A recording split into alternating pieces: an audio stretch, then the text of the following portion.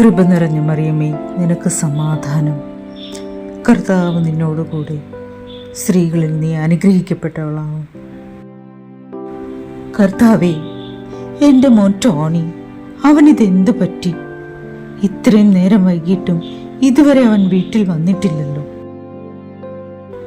എന്തെങ്കിലും ഒന്ന് ചോദിച്ചാൽ കൊലവിളിയാണ്. എൻ്റെ പൊന്ന് തമ്പുരാനെ, അവനെ കാത്തോളണേ. അമ്മച്ചിക്കൊരു കാര്യം അറിയുമോ? ചേട്ടൻ കുറച്ച് നാളുകളായി കോളേജിൽ പോകുന്നതേയില്ല. എന്താ മോളെ നീ പറയുന്നത്? അതെ അമ്മച്ചി, കഴിഞ്ഞ ദിവസം ചേട്ടൻ്റെ ബാഗ് നോക്കിയപ്പോൾ വിചിത്രമായ മണമുള്ള സിഗരറ്റുകളും ഗുളികകളും പിന്നെ പൊടികൾ പോലെ എന്തൊക്കെയോ ഞാൻ കണ്ടു. ചോദിച്ചപ്പോൾ എന്നെ അടിക്കാൻ വന്നു. ഉള്ളതാണോ മോളെ? നിന്റെ അപ്പൻ ഇതറിഞ്ഞാൽ എന്തുമാത്രം വിഷമിക്കുമെന്നറിയാമോ? അമ്മച്ചി, നമ്മളിത് ആരോടും പറയാതെ ഒളിച്ചു വച്ചിട്ടാ കാര്യങ്ങൾ ഇത്രയും വഷളായത്. ഒന്ന് പതുക്കെ പറ. ആ റേഡിയോ മണിയെങ്ങാനും കേട്ടുകൊണ്ട് വന്നു. പറഞ്ഞു തീർന്നില്ല അമ്മച്ചി, ദേ വരുന്നു ആള്. എന്താ ശീലാമേ, രണ്ടാളും കൂടി വല്ലാത്ത കുശുകുശുപ്പ്. ഞാൻ വഴിയിൽ വെച്ച് ലീലാമ്മയെ കണ്ടപ്പോ ഒന്നിച്ചു പോരാമെന്ന് വിചാരിച്ചു.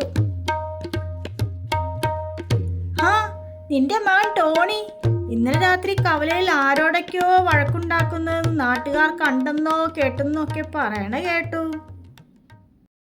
ഷീലെ, ഇനി ഒളിച്ചു വച്ചിട്ട് കാര്യമില്ല.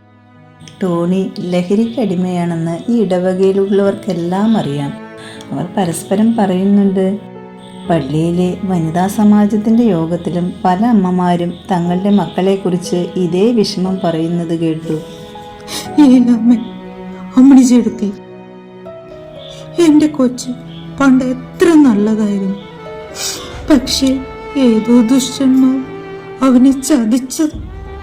ഞങ്ങളുടെ കുടുംബത്തിന്റെ മാനം പോയി. എനിക്ക് ജീവിക്കാൻ പോലും തോന്നുന്നില്ല. അങ്ങനെയൊന്നും പറയല്ലേ ഷീലെ, എല്ലാത്തിനും വഴിയുണ്ട്. ഇവളുടെ അപ്പൻ എപ്പോഴും എന്നെ കുറ്റപ്പെടുത്തും. നീ അവനെ ഇങ്ങനെ ഓമനിച്ച് ചീത്തയാക്കിയെന്ന് പറഞ്ഞു. അവൻ ഞങ്ങളെ മനുഷ്യന്മാരായി കൂട്ടുന്നുണ്ട്. അപ്പൻ്റെ പെൻഷൻ കാശും എൻ്റെ കഴുത്തിലെ മാലയും ഒക്കെ അവൻ കൊണ്ടുപോയി വിറ്റു. ഞങ്ങൾക്ക് നാട്ടിലിറങ്ങി നടക്കാൻ പറ്റാതെ. അമ്മച്ചി വിഷമിക്കല്ലേ.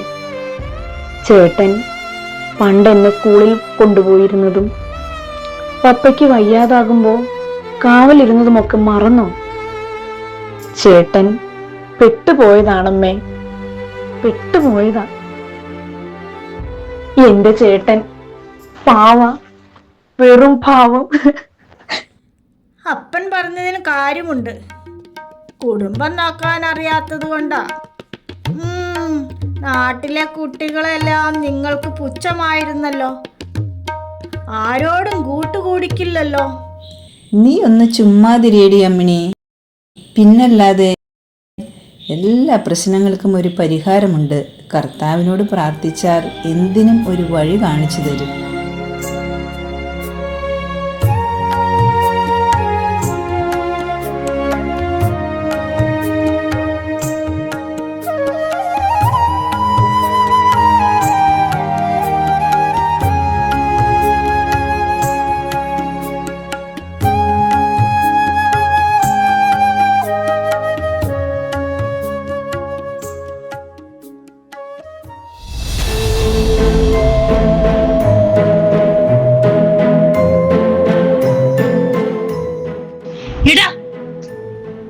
നീ എവിടെയാ?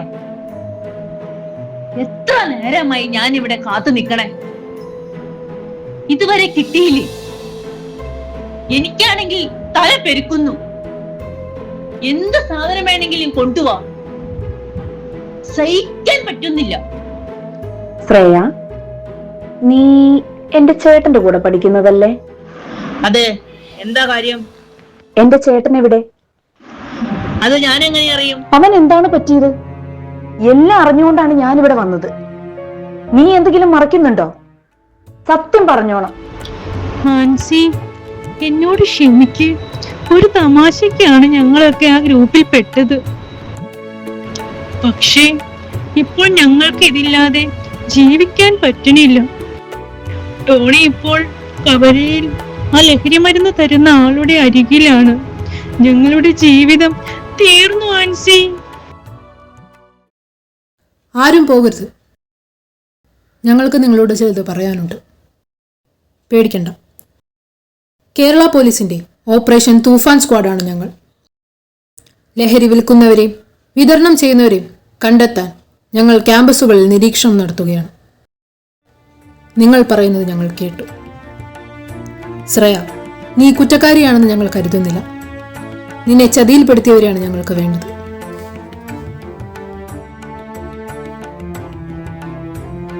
ഹലോ, കോളേജ് ജംഗ്ഷനിൽ ടോണി ഇപ്പോൾ ഒരു മയക്കുമരുന്ന് കച്ചവടക്കാരനുമായി ഡീൽ ഉറപ്പിക്കുകയാണ്.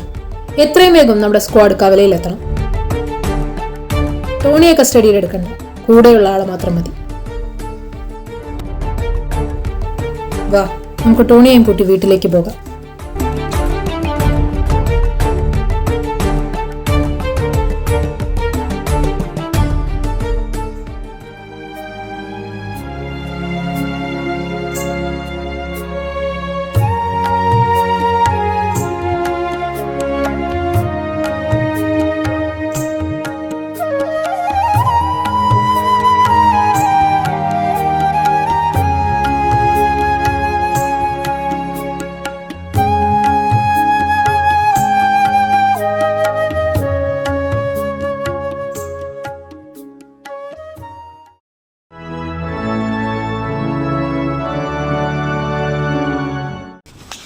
ഇനി എൻ്റെ മോൻ ജീവിതത്തിലേക്ക് വരുമോ എൻ്റെ സിസ്റ്റർ?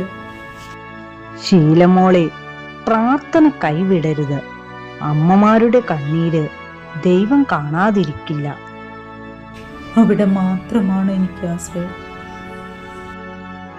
ലഹരി ഒരു വിപത്താണ്, നമ്മുടെ കുട്ടികളെ തകർക്കുന്ന മഹാവിപത്ത്. പക്ഷേ സ്നേഹത്തിലൂടെയും ശരിയായ ചികിത്സയിലൂടെയും നമുക്ക് നമ്മുടെ മക്കളെ തിരിച്ചു പിടിക്കാം. ടോണിയുടെ അമ്മയല്ലേ? അതെ. ഞാൻ ഇൻസ്പെക്ടർ റോസ്മി. ഇത് കൗൺസിലർ ഡോക്ടർ സലോമി. സാറേ, എൻ്റെ മകൻ. ഷീല ചേച്ചി, വിഷമിക്കണ്ട. ടോണി ഇപ്പോൾ സുരക്ഷിതനാണ്. അവനെ ഞങ്ങൾ DLS സെന്ററിലേക്ക് മാറ്റി. അവിടെ വിദഗ്ധ ചികിത്സയിലാണ്. ഉടനെ തന്നെ വീട്ടിലേക്ക് കൊണ്ടുവരാറാകും. ലഹരിമരുന്ന് നൽകി നമ്മുടെ മക്കളെ നശിപ്പിക്കുന്ന മാഫിയകളെ തകർക്കാൻ സർക്കാർ പ്രഖ്യാപിച്ച പദ്ധതിയാണ് തൂഫാൻ. കുട്ടികളിൽ ഉണ്ടാകുന്ന മാറ്റങ്ങൾ ഭയന്ന് ഒളിച്ചു വെക്കാതെ തുടക്കത്തിലേ അത് മാറ്റിയെടുക്കാൻ നമ്മൾ തയ്യാറാകണം. പക്ഷേ അതിന് അമ്മമാരുടെ സഹായം കൂടെ വേണം. അമ്മച്ചി, എന്നോട് ക്ഷമിക്കണം. ഞാൻ ടോണിയുടെ കൂട്ടുകാരിയാണ്. ഞങ്ങൾ രണ്ടുപേരും ഒരു ചതിക്കുഴിയിൽ വീണു. ഇവരാണ് ഞങ്ങളെ രക്ഷിച്ചത്. ഇതറിഞ്ഞ് എൻ്റെ വീട്ടുകാരും എന്നെ തള്ളി പറഞ്ഞില്ല. ഡോക്ടർ എന്നെയും മാറ്റിയെടുക്കും എന്ന് ഉറപ്പ് തന്നിട്ടുണ്ട്. ഞങ്ങൾ ഈ ചതിക്കുഴിയിൽ വീഴില്ല. ഷീലാമേ, എന്നോട് ക്ഷമിക്കൂ. അന്ന് ഞാൻ അറിവില്ലായ്മ കൊണ്ട് എന്തൊക്കെയോ നിന്നെ കുറ്റപ്പെടുത്തി പറഞ്ഞു. ഇനി നമ്മുടെ നാട്ടിൽ ഒരു കുട്ടിയും ലഹരിക്ക് അടിമപ്പെടാൻ പാടില്ല. നമുക്കൊരുമിച്ച് നിൽക്കണം. അതേ അമ്മമാരെ, പള്ളിയിലെ വനിതാ സമാജവും പ്രാർത്ഥനാ ഗ്രൂപ്പുകളും കുടുംബ യൂണിറ്റുകളെല്ലാം വെറും പ്രാർത്ഥനയ്ക്ക് വേണ്ടിയുള്ള കൂട്ടായ്മകൾ മാത്രമല്ല, നമ്മുടെ മക്കളുടെ കാവൽ നിൽക്കുന്ന കോട്ടകളാകണം. ലഹരി എന്ന മഹാവിപത്തിനെതിരെ നമ്മുടെ വീടുകളിൽ നിന്ന് തന്നെ പ്രതിരോധം തുടങ്ങണം. തീർച്ചയായും പോലീസിന്റെ തൂഫാൻ ക്യാമ്പയിൻ ലഹരിയില്ലാത്ത ഒരു നവകേരളത്തിനായി പോരാടുകയാണ്. ഓരോ അമ്മയും തങ്ങളുടെ മക്കളുടെയും അവരുടെ കൂട്ടുകാരുടെയും മാറ്റങ്ങളെ ശ്രദ്ധിക്കണം. എന്തെങ്കിലും സംശയം തോന്നിയാൽ സ്നേഹത്തോടെ സംസാരിക്കുകയും കാര്യങ്ങൾ തിരക്കുകയും ചെയ്യണം. ഇനി നിങ്ങൾക്ക് നിയന്ത്രിക്കാൻ കഴിയുന്നതിലും അപ്പുറമാണെങ്കിൽ ഞങ്ങളെ ബന്ധപ്പെടും. ഞങ്ങളെപ്പോഴും നിങ്ങളുടെ സഹായത്തിനുണ്ടാവും. നമുക്കൊരുമിച്ച് നമ്മുടെ മക്കളെ പ്രകാശത്തിലേക്ക് നയിക്കാം. ഒരു പുലരിയായി ഉറക്കത്തിൻ ലോകം മായ്ക്കാൻ ഉണരുക നാം. ഇതൊരു തൂഫാൻ നന്മതൻ പെരുമഴ. പുതിയ മാനത്തേക്ക് പറന്നുയരാൻ, പുതിയ മാനത്തേക്ക് പറന്നുയരാൻ.